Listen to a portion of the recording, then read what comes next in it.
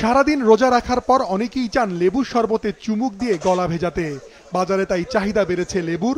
এই সুযোগে বিক্রেতারাও দাম বাড়িয়েছেন 2 থেকে 4 গুণ। রাজধানীতে বাজার ও মানভেদে প্রতি হালি লেবু বিক্রি হচ্ছে 50 থেকে 100 টাকায়। আমরা বাজার আসলে তো বুঝি না, এখন পর্যন্ত দাম তো আগের চেয়ে একটু বেশি বাড়ে, আর রমজান মাসে তো বাড়তে থাকে। এটা যে মিডল ইস্টে বা অন্যান্য দেশে রমজান মাসে সেবা দেয় কম দামে বিক্রি করে, এটা বাংলাদেশের হলো উল্টোটা। কিছু কিছু দাম কম, বাকিটা আকস্মিক।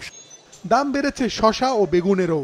রমজানের আগের চেয়ে সব ধরনের ফলের দাম কেজিতে 30 থেকে 50 টাকা পর্যন্ত বেশি। অন্যান্য সবজির দাম সবই গত অনুযায়ী কম আছে, কিন্তু শুধু শসাটা আর লেবুটা বেগুনটার একটু দাম বেশি, যার জন্য আমাদের একটু সমস্যাই হয় এগুলো কিনতে।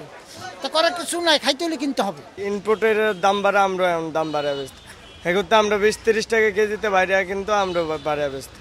স্থিতিশীল ছোলা, চিনি, ডাল, পেঁয়াজ, আদা, রসুন সহ বেশ কিছু সবজির দাম।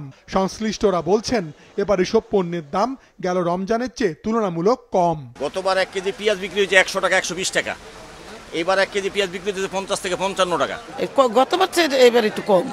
তবে বাজারে সংকট কাটেনি সয়াবিন তেলের। বাড়তি দরে বিক্রি হচ্ছে বোতলজাত সয়াবিন তেলের পাশাপাশি খোলা সয়াবিন।